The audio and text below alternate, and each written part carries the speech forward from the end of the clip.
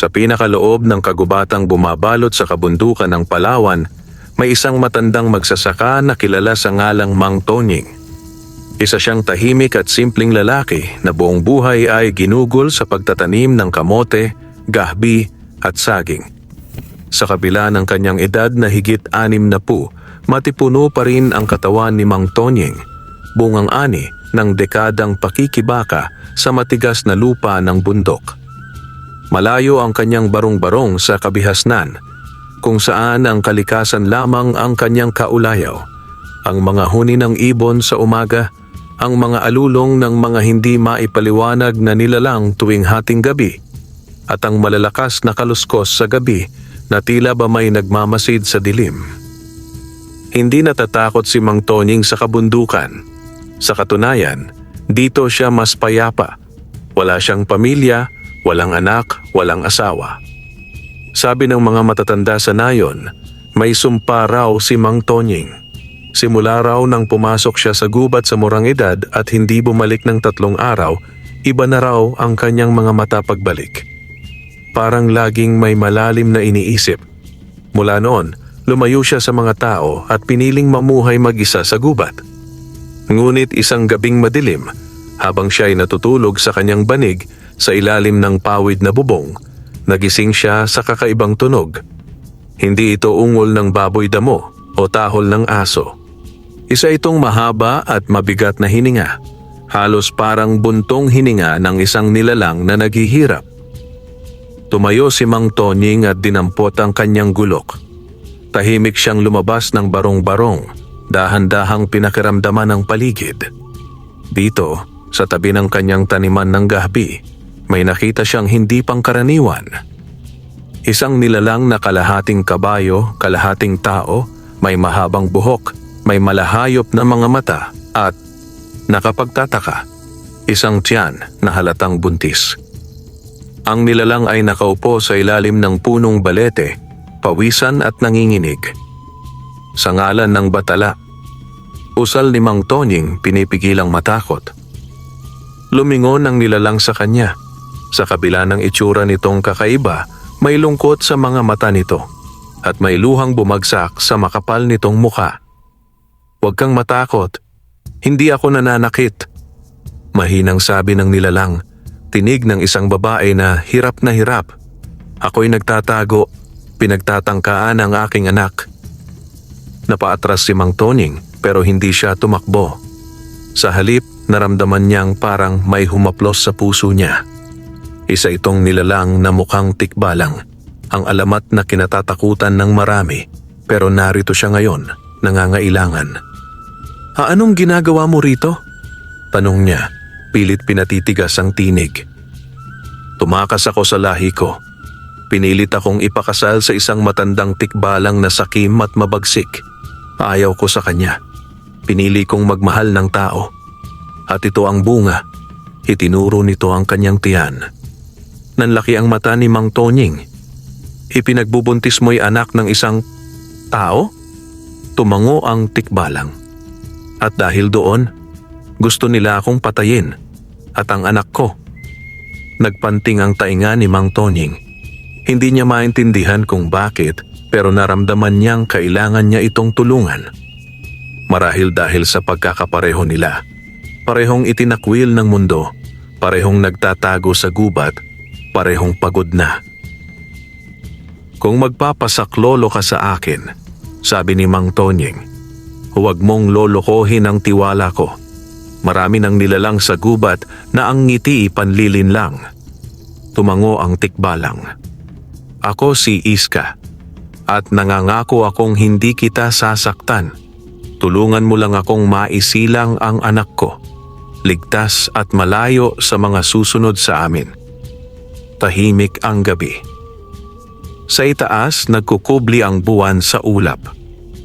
Ngunit sa gitna ng kagubatan, sa maliit na bakanting palayan ni Mang Tonying, nagsisimula na ang isang kwento ng pagkakaibigan, ng pagtatanggol at ng lihim na maaaring magpabago sa takbo ng buong kabundukan ng Palawan. Kinabukasan, sumikat ang araw sa ibabaw ng bundok na tila walang nangyaring kababalaghan. Ang mga ibon ay masayang umaawit. Ang hamog ay nakasabit pa sa mga dahon ng gabi at ang mga punong kahoy ay nakatayo ng payapa. Ngunit sa loob ng barong-barong ni Mang Tonying may bagong sigla at kabang sumisilakbo. Si Iska, ang buntis na tikbalang, ay pansamantalang nagpapahinga sa loob. Naglatag si Mang Tonying ng banig at nilagyan ng mga tuyong dahon ng saging para hindi malamigan ang likod nito. Inihain niya ang pinakuluang gabi at saging na saba, bagay na hindi karaniwang kinakain ng tikbalang. Ngunit hindi nagreklamo si Iska. Kailangan niyang magtago, magpakumbaba, at makasiguro. Tahimik silang dalawa. Ni hindi makatingin si Mang Tonying ng tuwid kay Iska. May bahagi ng kanyang isipan ang nagsasabing siya'y naloloko. Bakit siya nagpapapasok ng nilalang na ayon sa mga alamat ay mandaragit ng kaluluwa? Ngunit may mas malakas na tinig sa puso niya. Awa. O baka simpatiya. Anong balak mo pagkatapos mong manganak? Tanong ni Mang Tonying habang pinapahid ang pawis sa leeg gamit ang kanyang lumang panyo.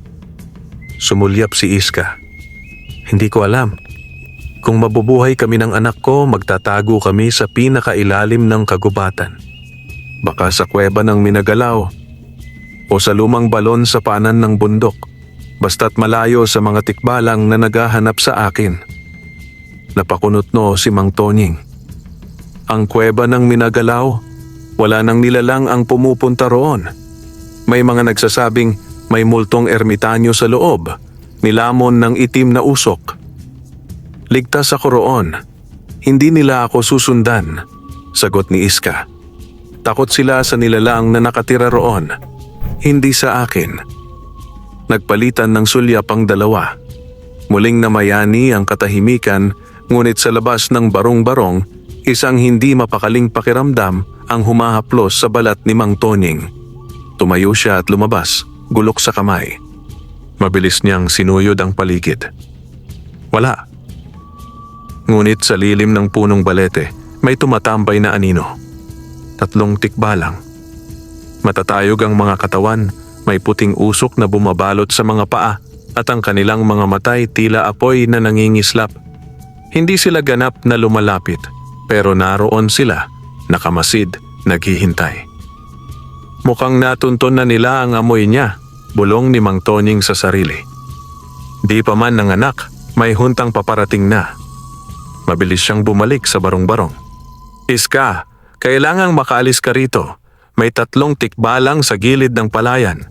Hindi pa lumalapit, pero naroon sila. Nagpumilit tumayo si Iska kahit hirap. Hindi ko pa kayang lumakad ng malayo. Ang anak ko, malapit na.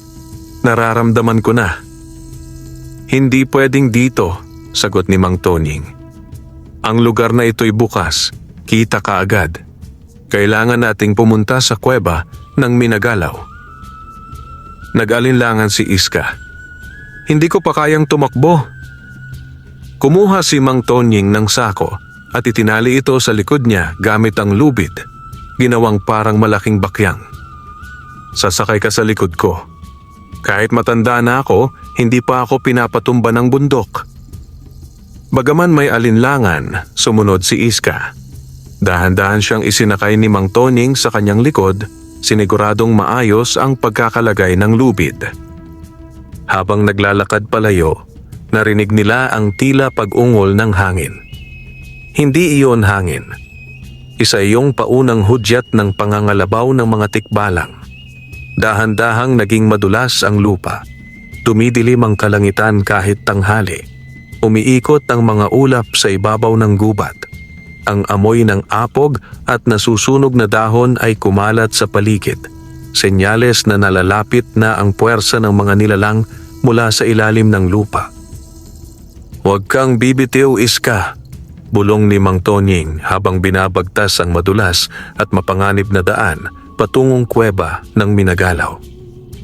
Hindi ko kaya ito ng mag-isa. Ang buhay ng anak mo, sa akin na rin ang kapalaran. Sa unang pagkakataon, humigpit ang yakap ni Iska sa matandang magsasaka. Sa ilalim ng kalangitang unti-unting nababalot ng panganib, isang alyansa ang nabubuo, isang tao at isang nilalang, pinagtagpo ng pangangailangan at posibleng ng mas malalim pang kapalaran. Habang patuloy na binabaybay ni Mang Tonying ang makitid at madulas na daan patungo sa kuweba ng Minagalaw, dama niya ang bigat sa kanyang likod. Hindi lamang ng katawan ni Iska, kundi ng kapalarang ngayon ay kanyang pasan. Sa bawat hakbang ay humahagibis ang hangin, sumisigaw ang mga sanga na parang may nais iparating. Nagsasaya ang kagubatan tuwing umuulan, pero ngayon parang may galit ito. Malapit na tayo, bulong niya. Ngunit hindi sumasagot si Iska. Hinihingal na ito, pawisan at halos mawalan ng malay. Napansin ni Mang Tonying na nagkakaroon na ng panakanakang pag-ikot ang tiyan ng nilalang. Parang may gustong lumabas. Hindi pwedeng dito manganak, usal niya. Kailangan makarating tayo sa kuweba. Hindi na siya umimik, bagkus ay pinilit pa ang mga paa na humakbang ng mas mabilis. Nabiyak ang isang kahoy sa kanilang daraanan, halos tamaan siya sa balikat. Ang pagyanig ng lupa ay senyales na papalapit na ang 3 tikbalang na nakita niya kanina. At doon, sa bandang silangan ng kagubatan, nakita na niya ang pasukan ng kuweba. Nakadungaw ito sa gilid ng bangin at may mga ugat ng punong kahoy na parang ahas na bumalot sa bunganga nito. Mabigat ang hangin sa paligid, mabaho, mapait sa ilong, pero wala siyang pakialam. Iska, hawakan mo ko, ipapasok kita. Pagkababa niya sa bungad ng kuweba, biglang napaluhod si Iska. Hindi ko na kaya. Lalabas na siya. Tumigil si Mang Tonying, lumingalinga sa paligid. Sa dilim ng kuweba, may presensyang nakatitig sa kanila.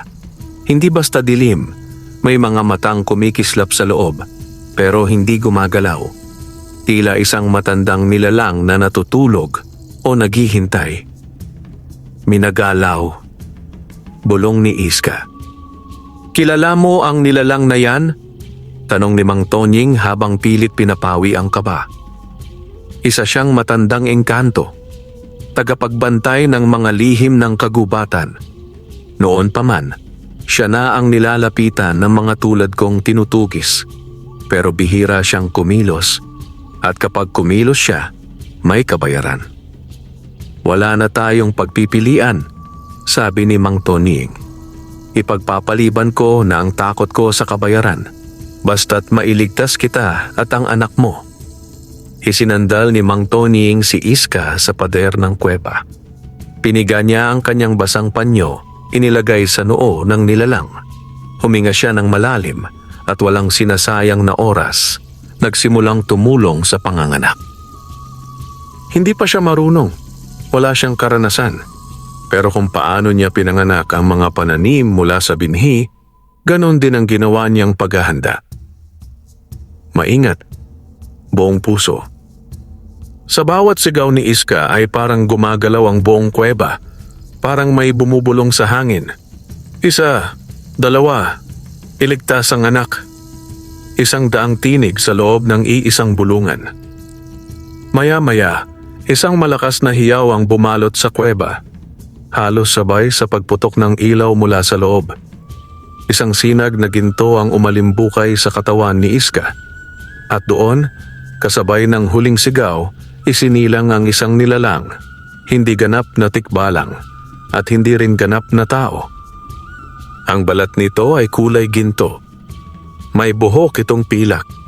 Ang mga mata ay kayumangging malalim, puno ng dunong kahit bagong silang. Tahimik ito, hindi umiyak. Sa halip, tumitig ito kay Mang Tonying at kay Iska at ngumiti. Anak ko, bulong ni Iska, may luha sa mga mata. Lalaki siya. Ngunit bago pa man makapagpahinga si Iska, umalingaw-ngaw ang yabag mula sa labas ng kuweba. 3 tikbalang. Ang mga paa nila'y humahampas sa lupa na parang kambal na kulog. Nasa bungad na sila ng kuweba. Mang Tonying, sigaw ng isa sa kanila. Malalim ang tinig, tila galing sa bituka ng bundok. Ibalik mo sa amin ang aming babae. Bumunot ng gulok si Mang Tonying. Hindi siya albularyo. Hindi siya mandirigma. Isa lang siyang magsasaka. Pero sa gabing iyon, sa harap ng nilalang na may kapangyarihan at galit, pinili niyang maging tagapagtanggol. Tumayo siya sa bungad ng kuweba.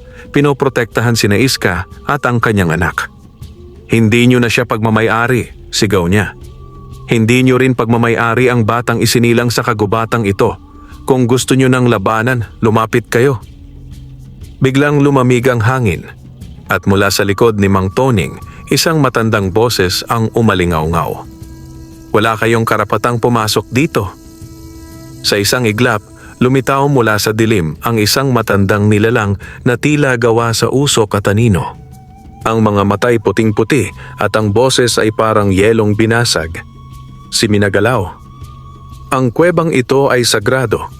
Ang sino mang pumasok na may layong pumatay ay mawawala sa mundo ng lupa't hangin.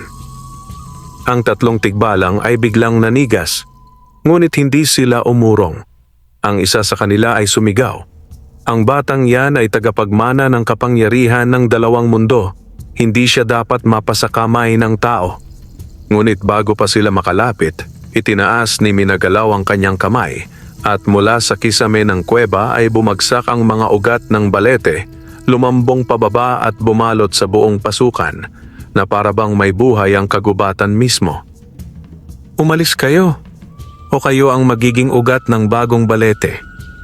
Dahil sa takot, umurong ang tatlo. Galit man, pinili nilang umatras. Alam nilang sa loob ng kuweba ng Minagalaw, kahit sila ay walang kapangyarihan. Tahimik ulit. Sa loob, si Iska ay yakap-yakap ang anak. Si Mang Tonying, bagamat pawisan, ay nakatayo pa rin, gulok sa kamay, puso'y buo. Salamat Minagalaw, bulong ni Iska. Ngunit ngumiti ang matandang engkanto. Hindi ito libre. Sa susunod na buwan ng kabilugan, babalik ako. At ang kabayaran ay kaluluwa ng isang matapang. At sa isang iglap, nawala si Minagalaw sa usok. Tahimik. Nanginginig ang dibdib ni Mang Tonying.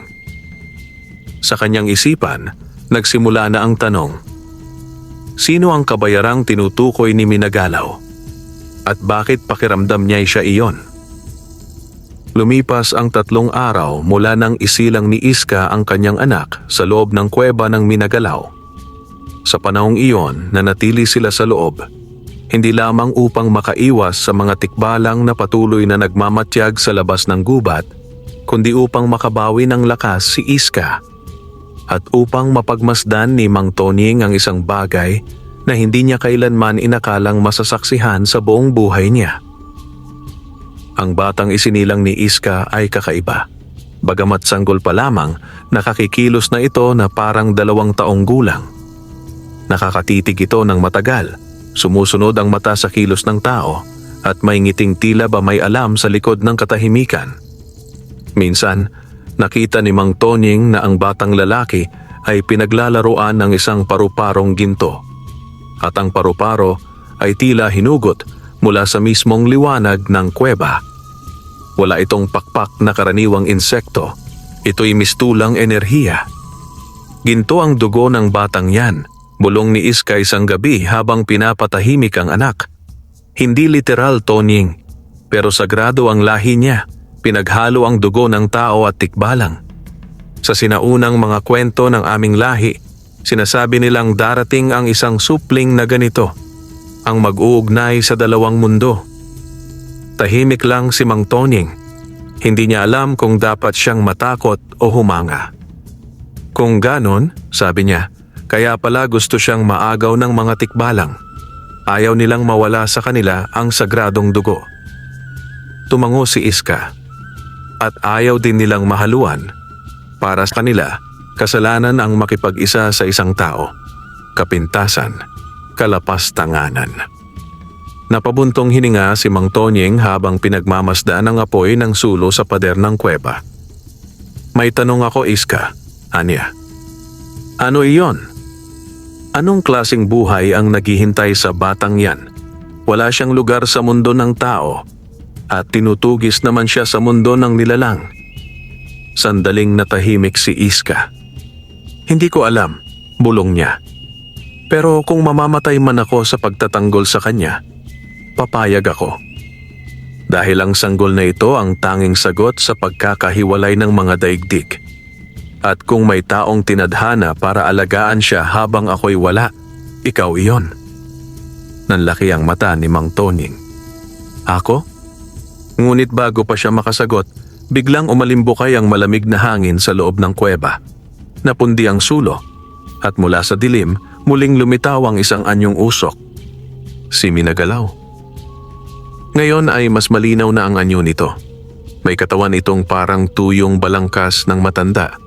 May balbas na parang ugat at mga matang walang puti. Tapos na ang 3 araw, wika ng engkanto. Panahon na ng kabayaran. Napako sa kinatatayuan si Mang Tonying. Minagalaw, wika ni Iska. Huwag, hindi pa siya handa. Hindi pa kami ligtas. Pero walang pag-uurong si Minagalaw. Ang batas ng kagubatan ay hindi binabali. May isang kaluluwang dapat kunin. Ibinigay ko ang proteksyon ng kuweba. Ipinagtanggol ko kayo. At ngayon, hihingiin ko ang kapalit. Tahimik ang kuweba. Ang bata ay nakatitig lang sa engkanto. Si Mang Tonying, sa kabila ng kaba, ay lumapit sa gitna. Kung ako ang kabayaran, matatag niyang tinig, kunin mo na. Matanda na ako. Wala na akong pamilya. Wala na akong pinanghahawakang pangarap. Tonying, huwag! Sigaw ni Iska. Ngunit nginitian lang siya ni Mang Tonying. Ano pa bang halaga ng buhay kong ito? Kung hindi para protektahan ang buhay ng isang nilalang na maaaring magligtas sa mundo? Umangat ang kamay ni Minagalaw. Isang ulap ng itim na usok ang bumalot kay Mang Tonying. Pumikit siya. Tinanggap ang kapalaran. Ngunit bago pa tuluyang lamunin ang kanyang diwa, may matinis na tunog na umalingaw-ngaw sa loob ng kuweba. Isang matinis na iyak. Ang sanggol. Tumigil ang usok. Tumingin si Minagalaw sa bata. Napakunot noo ito. Ang sanggol ay umiiyak, ngunit hindi ito ordinaryong iyak.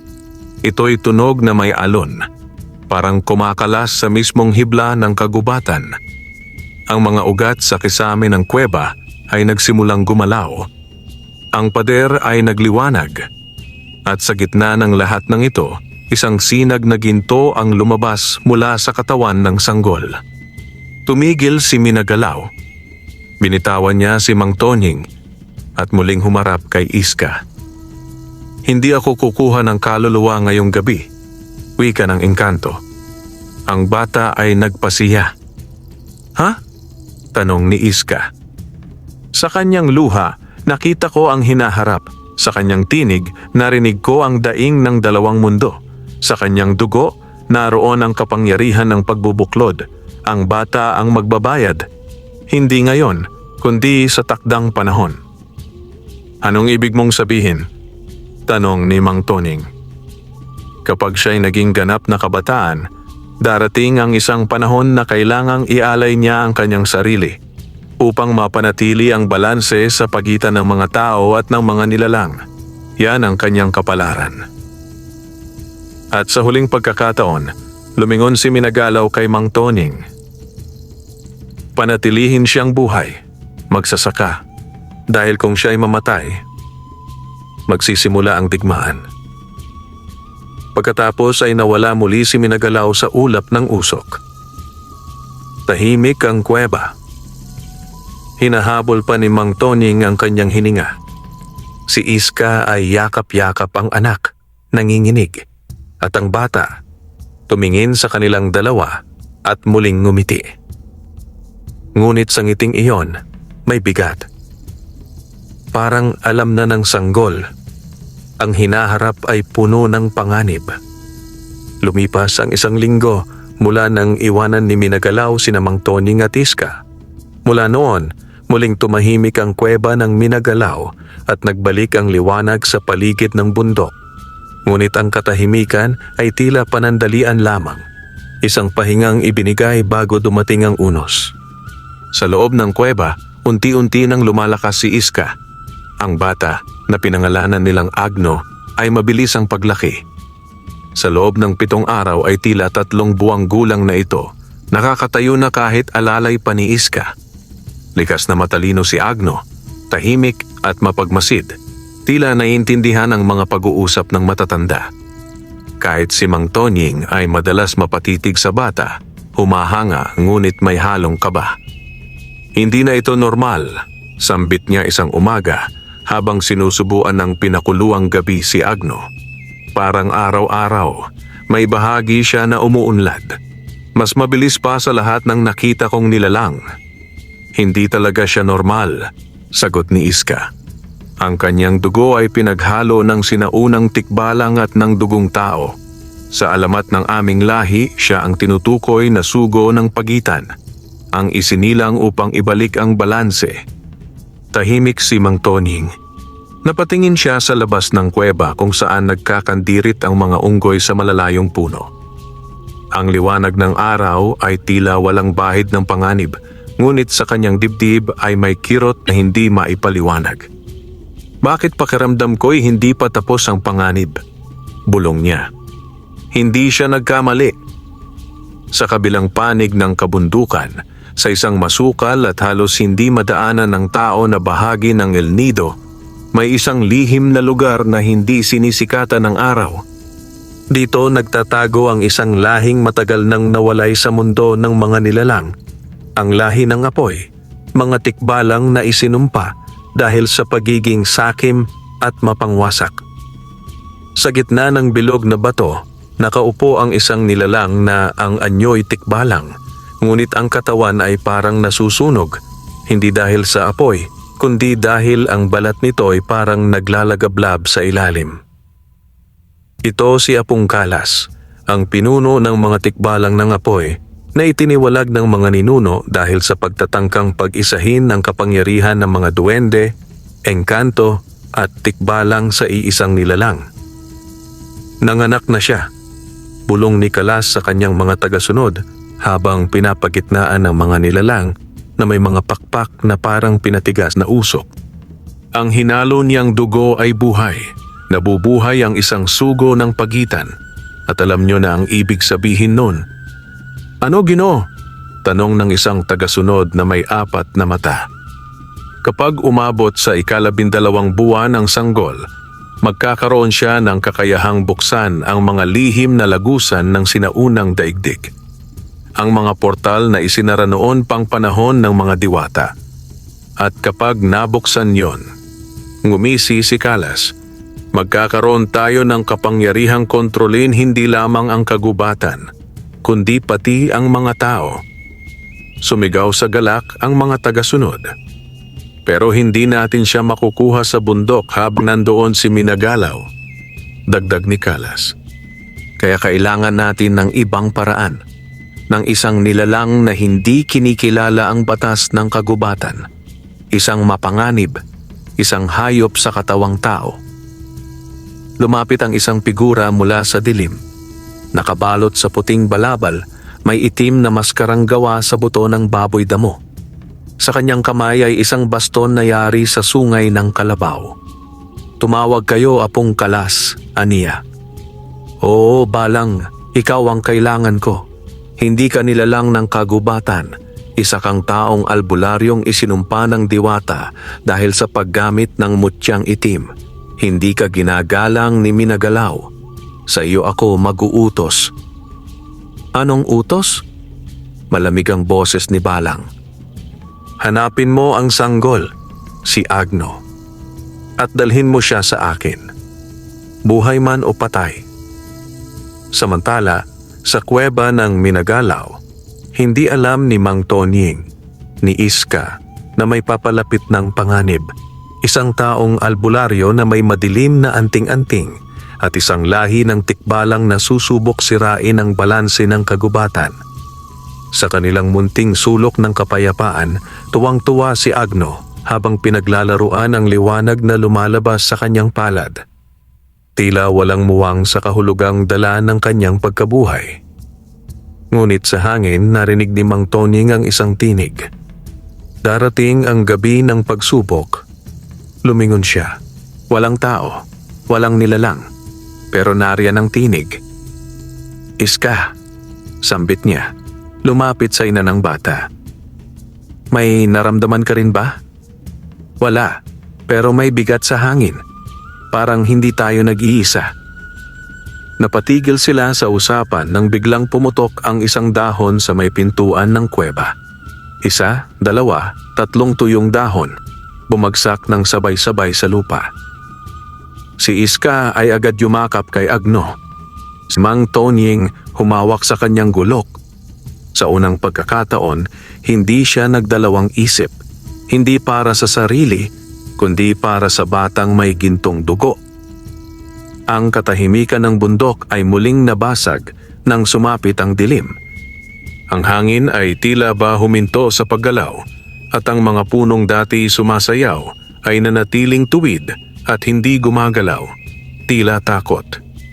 Isang hindi maipaliwanag na bigat ang bumalot sa paligid ng kuweba ni Minagalaw, habang si Mang Tonying ay gising, nagmamasid at nagbabantay.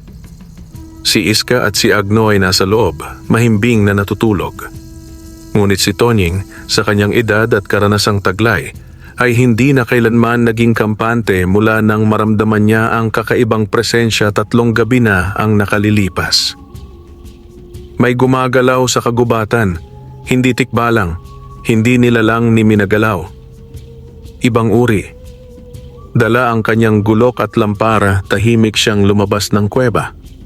Lumusot siya sa makikitid na daanan ng ugat at bato, palayo ng kaunti sa kuweba upang mas tanawin ang paligid. Kung may darating na panganib, hihinto sa anino ng mga punong ito, bulong niya sa sarili. At doon niya ito nakita. Isang tao. Oo, tao ang anyo nito. Nakatayo sa gitna ng mga punong kahoy, balot ng puting balabal, at nakasuot ng maskara mula sa buto ng hayop. Ngunit sa ilalim ng katahimikan, naramdaman ni Mang Tonying ang lakas nitong hindi likas. Ibang klaseng enerhiya. Isang nilalang na may balat ng tao, ngunit pusong itim. Si Balang. Hindi umimik si Mang Tonying. Pinakiramdaman niya. Alam niyang hindi siya dapat ang unang kikilos. Ngunit bago pa siya makaisip ng susunod na hakbang, nagsalita ang lalaking may maskara. "Hindi mo siya kayang protektahan habang buhay, Mang Tonying." Napakunot ang noo ng matanda. "Anong kailangan mo?" tanong niya. Inilapat ang kamay sa hawakan ng kanyang gulok. "Ang bata," sagot ni Balang. "Isang nilalang na hindi dapat lumaki sa mundo. Siya ay panganib. Siya ay kapangyarihang hindi mo kayang kontrolin." "Hindi mo siya makukuha," sagot ni Tonying. "Hindi mo siya anak. Hindi ikaw ang tumulong sa kanyang ina. Hindi ikaw ang tumindig sa gitna ng panganib." Tumawa si Balang. Isang tuyong tawa. Walang saya. Parang bato ang pumalo sa kahon. "Hindi mo ako kilala," wika nito. "Ako ang anino sa likod ng mga anting-anting. Ako ang pumutol sa ugat ng mga diwata. Ako ang itiniwalag. At ngayong gabi, babawiin ko ang karapatang dapat ay akin." Mula sa kanyang baston na gawa sa sungay ng kalabaw, lumabas ang isang itim na usok. Humubog ito sa anyo ng ahas na may 2 ulo. Umikot sa paligid ni Balang, naghihintay ng utos. Mabilis ang naging reaksyon ni Mang Tonying. Hinugot niya ang gulok at umatras ng kaunti. "Kung gusto mo ng bata, kailangan mo munang dumaan sa akin." Ngunit sa kanyang loob, alam niyang malabong manalo sa harapang laban. Isa siyang magsasakang may gulok. Si Balang ay isang mambabarang na may pusong itim at kapangyarihang kinuha mula sa mga ipinagbabawal na mutya. Biglang nagliwanag ang paligid. Mula sa likuran ni Mang Tonying may umaling-awngaw na tunog. isang sigaw, isang liwanag. Si Agno. Lumabas ito mula sa kuweba, nakatayo sa mga batong parang altar. Ang kanyang mga mata ay kumikislap sa dilim at sa kanyang palad ay may hawak na bagay. Isang maliit na bilog na parang gintong butil, umiikot at lumulutang sa ere. Napaatras si Balang. Hindi pa siya dapat gising, bulalas ng mambabarang. Ngunit si Agno ay tumingin sa kanya at mula sa kanyang palad ay bumuga ng liwanag na tumama sa katawan ni Balang. Sumigaw ang lalaki na paatras at bumagsak sa lupa. Umatungal ang 2 ulong ahas. Kumawala ito mula sa baston, lumipad sa ere at sumugod kay Agno. Ngunit bago pa ito makalapit, humakbang si Mang Tonying at sa isang galaw ng kanyang gulok, tinaga ang ahas sa gitna. Pumutok ito sa ulap ng alikabok. Habol hininga si Tonying. Si Agno ay nakatayo pa rin, nanginginig ang kamay, ngunit matatag ang paninindigan sa mata. Agno, bulong ni Iska na ngayoy lumabas na rin ng kuweba, yakap ang kumot sa katawan. Anak ko, anong nangyayari sa iyo? Ngunit hindi na sumagot ang bata. Dahan-dahan siyang lumapit sa ina at sa kanyang palad ay muling umikot ang liwanag. Napasulyap si Tonying sa katawan ni Balang. Wala na. Nawala ito sa lupa, parang usok na nilamon ng hangin. Babalik siya, wika ni Iska. At pagbalik niya, hindi na siya mag-iisa. Tahimik ang gabi. Ngunit sa malalayong bahagi ng kagubatan, narinig nila ang tahol ng mga asong hindi ordinaryo. Mga asong itim, mga anino ng tikbalang ng apoy. Nagsimula na, dagdag ni Iska. Ang unang salakay, at hindi ito ang huli. Si Mang Tonying ay tahimik lang. Sa kanyang isipan, alam niyang hindi na sila ligtas saan man sa bundok. At sa kanyang puso, tinanggap na niya. Kung kailangan niyang mamatay para sa batang ito, buong loob niya itong gagawin. Kinabukasan, matapos ang unang pagsalak ni Balang at ang hindi inaasahang pagpapakita ng kapangyarihan ni Agno, muling bumalot ang katahimikan sa paligid ng kuweba. Ngunit hindi na ito ang payapang katahimikan ng dati. Ito'y katahimikang puno ng pag-aabang, parang mga hayop sa gubat na naghihintay ng panibagong patak ng ulan bago magtago o sumalakay. Nag-uusap sina Iska at Mang Tonying habang pinapainit ang nilagang kamote sa gilid ng kuweba. Nakita mo kung ano ang nagawa ng anak mo, Iska, sambit ni Tonying habang pinapahid ang pawis sa noo. Kakaiba siya, hindi pa siya 1 taon. Pero may kapangyarihang higit pa sa mga matatandang engkanto. Tahimik si Iska. Pinagmamasdan lang niya si Agno, na kasalukuyang nakaupo sa tabi ng isang ugat ng punong balete, pinaglalaruan ang isang tipak ng liwanag mula sa kanyang palad. Pero hindi niya iyon sinasadya, sagot ni Iska. Ang katawan niya ay lumilikha ng kapangyarihan, oo, pero ang isipan niya ay isang sanggol pa rin. Kapag tuluyang sumabog ang lakas niya, baka hindi niya makontrol. At baka pati tayong dalaway madamay. Yan ang kinatatakutan ko, sagot ni Tonying. At alam kong babalik si Balang. Hindi siya titigil hanggat hindi niya nakakamit ang gusto niya. Napatingin si Iska sa hilagang bahagi ng bundok. May kilala akong nilalang. Matagal na siyang hindi pinupuntahan ng kahit sinong engkanto. Isa siyang nuno sa puno. Sinasabing tagapag-ingat siya ng mga lihim tungkol sa mga pinagmulang lahi ng kagubatan. Baka may alam siya tungkol kay Agno. Nasaan siya? Tanong ni Tonying agad. Sa paanan ng bundok sa dakong silangan. Sa ilalim ng punong bagras na may 3 katawan, subalit delikado roon. Teritoryo iyon ng mga usal. Mga maliliit na nilalang na laging galit at naninibasib ng sino mang lumapit. Hindi na nagdalawang isip si Tonying. Kung may pag-asa tayong maintindihan kung sino talaga si Agno at kung ano ang kahihinatnan ng digmaang paparating, kailangan nating subukan. Lumisan sila ng madaling araw. Si Iska, si Agno na nakasukbit sa likod ng ina gamit ang lambat, at si Mang Tonying na may hawak na gulok, bitbit ang ilang tuyong pagkain at tubig. Makalipas ang ilang oras ng tahimik na paglalakad sa makakapal na damo, marurupok na tulay ng mga ugat, at masukal na palumpungan, narating nila ang isang lugar na malamig kahit tirik ang araw. Ang lupa rito'y basa, ang paligid ay puno ng berdeng usok. Naroon ang punong bagras na may 3 katawan. Tila 3 punong nagsanib sa isang ugat. At sa gitna ng pinagsamang katawan ay may maliit na pinto na gawa sa lumot at tuyong balat ng ahas. Lumapit si Iska at pabulong na sinabi, "Nuno, kami dumudulog sa iyong karunungan." May mahinang ugong sa loob ng puno. Umalingaw-ngaw ito sa buong paligid. Kasunod nito, bumuka ang maliit na pinto at mula roon ay lumabas ang isang nilalang na kulubot, pandak at may balbas na hanggang baywang. Ang mga mata nito ay parang butas ng kawayan. Walang puti, walang itim, puro dilaw. "Anong pakay nyo? Babae ng lahi ng kabayo at matandang tao?" tanong ng Nuno. "Bihira ang bumisita sa akin. Mas madalas pa ang pagkulog sa gabi kaysa ang paglapit ng nilalang sa punong ito." Lumuhod si Iska. "Nuno, ito po si Agno. Anak ko, anak din ng tao.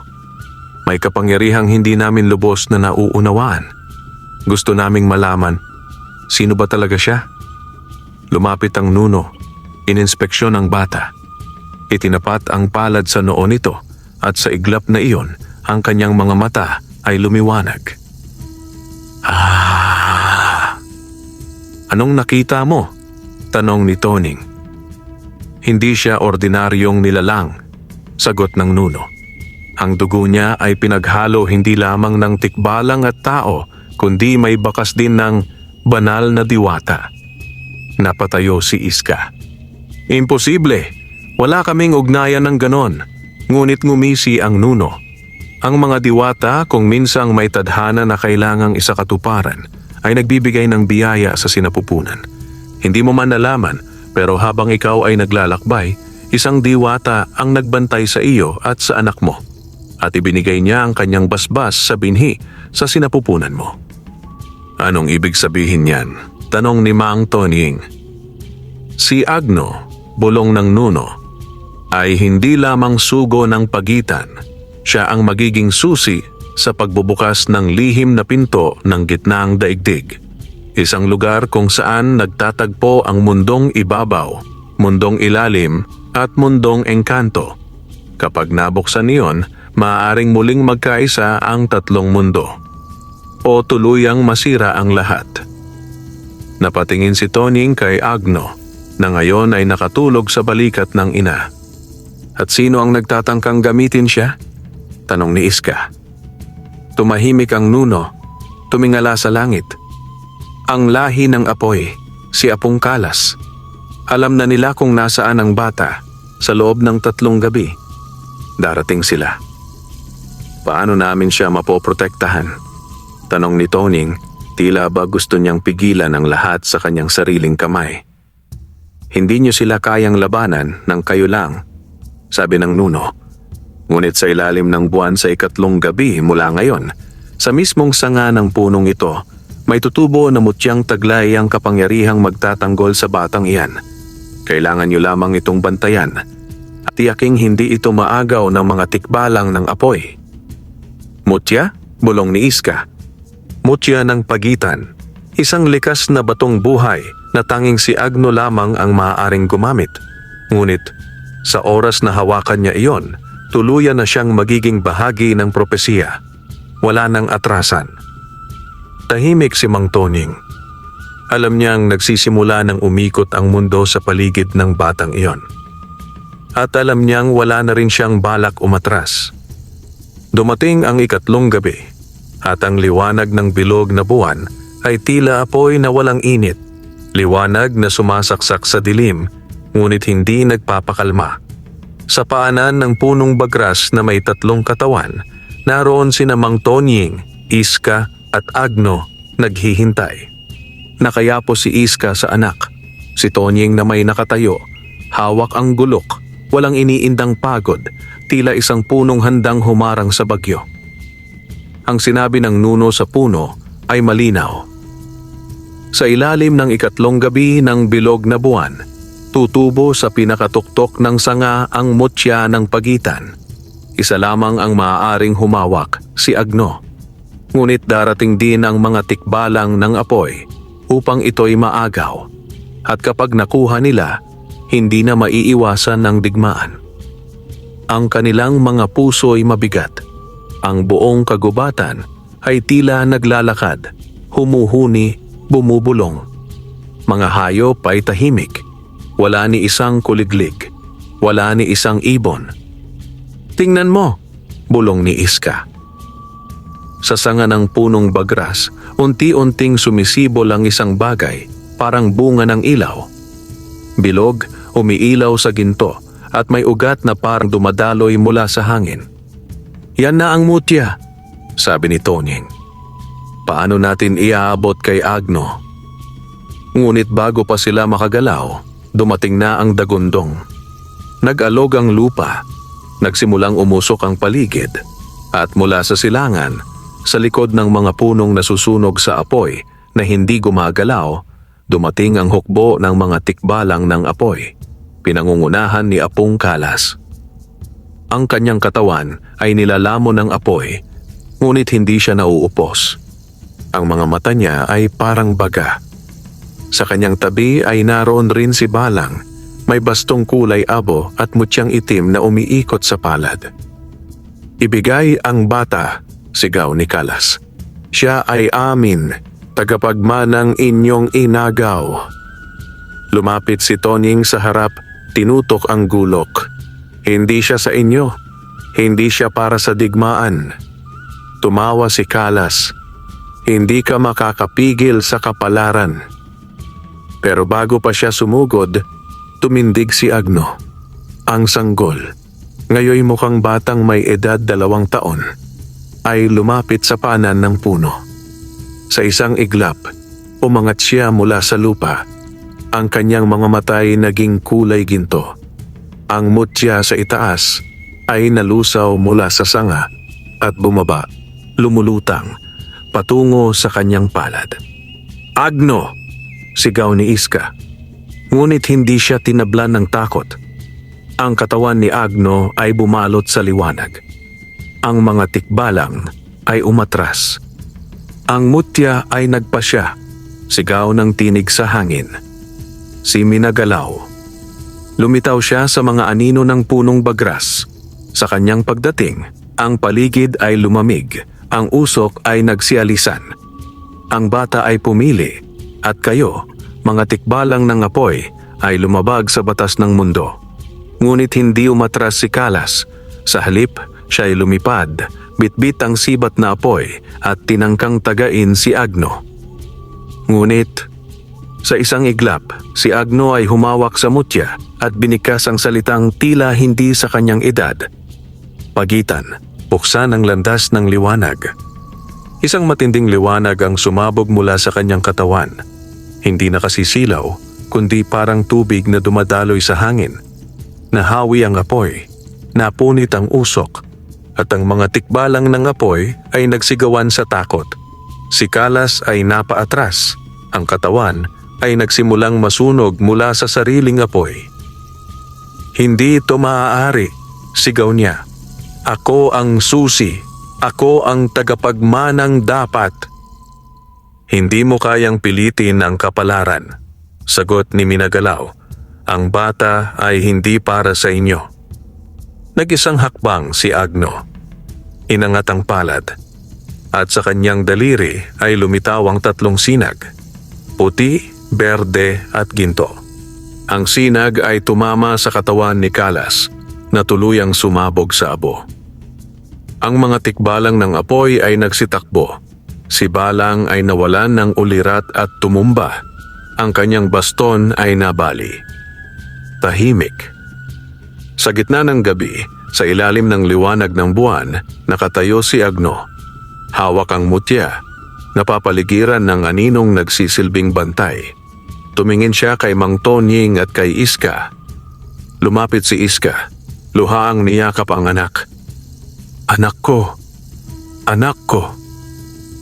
Lumapit si Tonying, nanginginig, ngunit may ngiti. Ginawa mo ang tama, Agno. Ngunit muling lumitaw si Minagalaw. Ang mutya ng pagitan ay hindi maaaring manatili sa iisang mundo. Kailangang itago ito sa lugar kung saan walang nilalang ang makakasira.